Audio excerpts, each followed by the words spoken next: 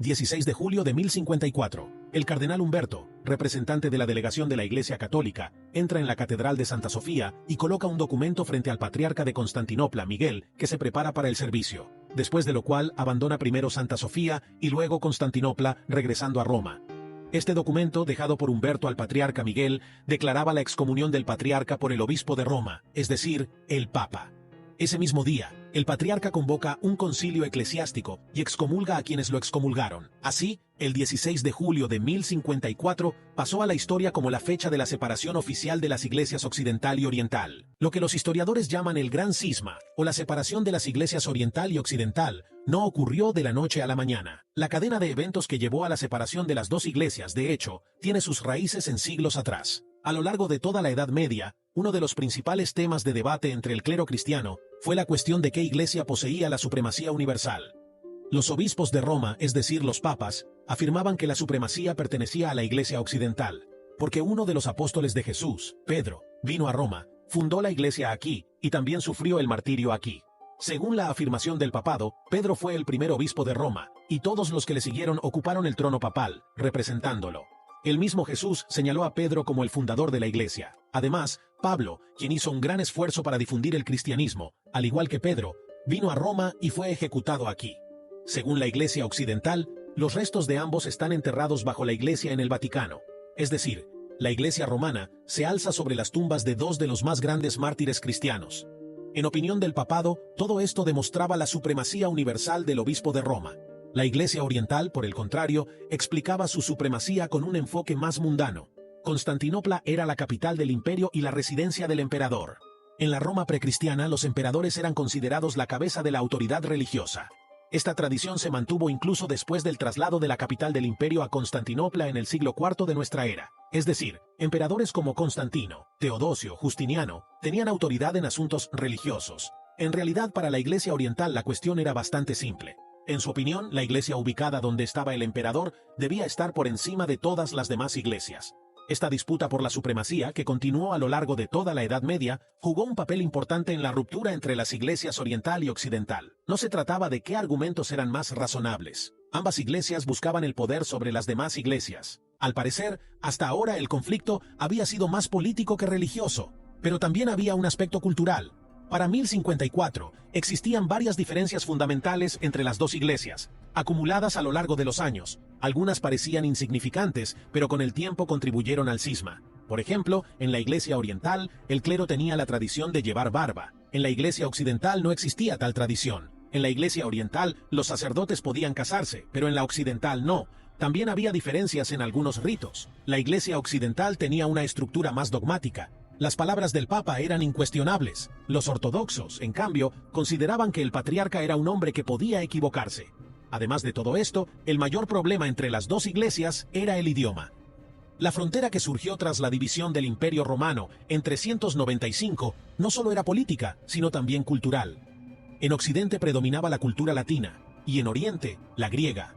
El idioma oficial de la Iglesia Occidental era el latín. En la Iglesia Oriental se utilizaba el griego. Incluso los emperadores, a partir del siglo V, dejaron de usar el latín y adoptaron el griego, tanto hablado como escrito. Con el tiempo, el idioma se convirtió en un serio problema entre las dos iglesias. No podían estar al tanto de los debates teológicos de la otra. Por ejemplo, en el siglo V, una carta enviada desde Constantinopla quedó sin respuesta durante meses, porque no había nadie en Roma que pudiera traducirla. Lo mismo ocurría en Constantinopla. Las cartas de Roma, escritas en latín, se ignoraban con desdén y se consideraban indignas de ser traducidas. Hacia el siglo IX, algunos clérigos de la Iglesia Oriental, argumentando que el Papa hablaba la lengua de los bárbaros, afirmaban que nunca debería tener autoridad sobre Constantinopla. Otro punto de discordia fue la doctrina de la Trinidad, es decir, la formulación sobre el Padre, el Hijo y el Espíritu Santo. En los primeros años del cristianismo, los emperadores convocaban concilios para llegar a un consenso sobre cuestiones religiosas controvertidas. Los concilios eran reuniones de clérigos de alto rango para discutir asuntos religiosos. El primer concilio de este tipo fue convocado por el emperador Constantino en el año 325 en Nicea, es decir, en Iznik. La formulación de la doctrina de la Trinidad se refinó en el concilio de Constantinopla en el año 381. Según esta doctrina, el Espíritu Santo procede del Padre, es decir, de Dios. Sin embargo, la Iglesia Occidental en el Concilio de Toledo en el año 589 cambió esto, decretando que el Espíritu Santo procede del Padre y del Hijo, es decir, de Jesús. Hicieron esto para enfatizar la importancia de Jesús. De esta manera, querían proteger a Jesús de las opiniones heréticas. Al principio, esto no causó problemas entre las dos iglesias. Debido al problema lingüístico ya mencionado, la Iglesia Oriental no se enteró de esta decisión hasta años después, pero cuando se enteraron, su postura fue inequívoca. Para ellos, esto era herejía. Los historiadores llaman a este problema el filioque.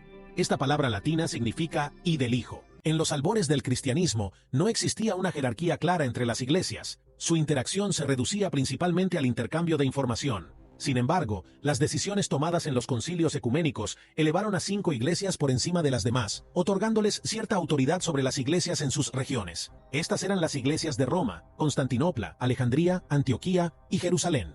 El clero oriental llamaba a este sistema pentarquía, es decir, gobierno de 5. En los primeros años de la pentarquía, el obispado de Roma se consideraba el principal entre los demás obispados.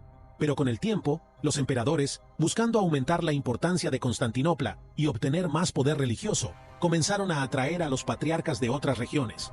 Como se suele decir, Roma no se hizo en un día. Esto inevitablemente profundizó la división entre Oriente y Occidente.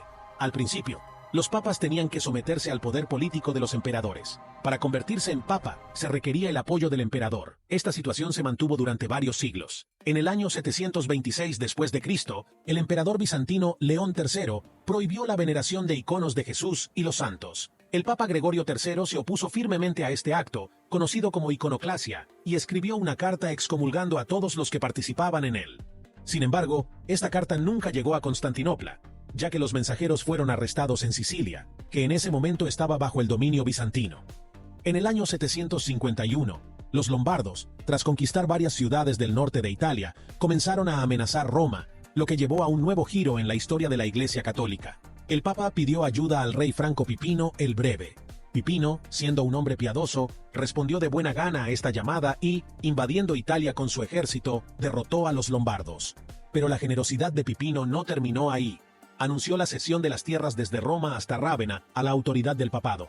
De esta manera, el Papa, además de ser la máxima autoridad espiritual en Occidente, se convirtió también en el gobernante secular de un estado en el centro de Italia. Este fue un momento crucial en la historia del cristianismo.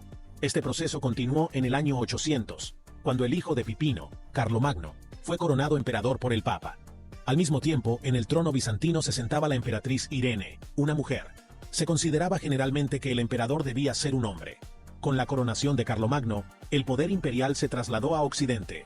Teóricamente, la autoridad suprema también pasó a Occidente.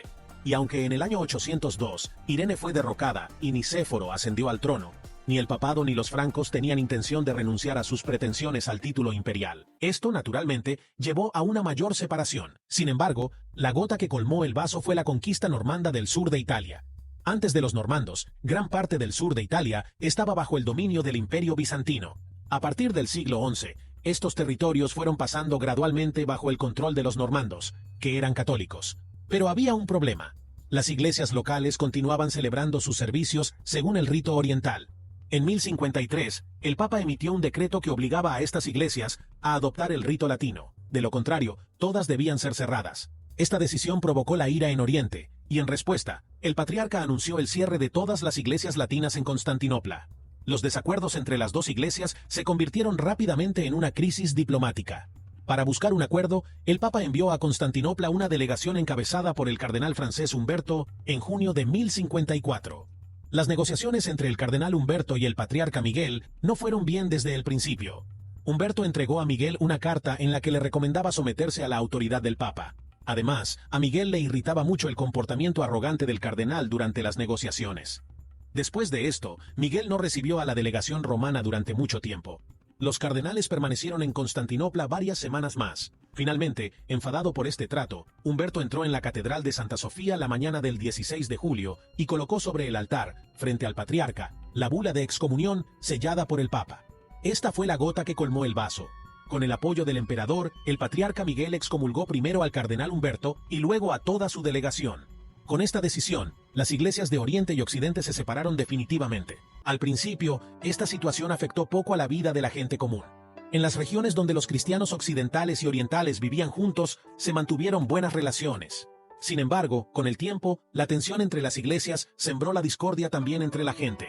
Con el comienzo de las cruzadas, las diferencias entre los pueblos se agudizaron. El punto culminante fue el año 1204, cuando los cruzados tomaron Constantinopla. Este evento es similar a la división en las tierras rusas durante el yugo tártaro-mongol. Numerosos intentos de reconciliación entre las iglesias, similares a los concilios Zemsky en Rusia, resultaron en su mayoría infructuosos. La división entre las iglesias de Oriente y Occidente, similar a la división entre los viejos creyentes y los niconianos, no se ha superado hasta el día de hoy.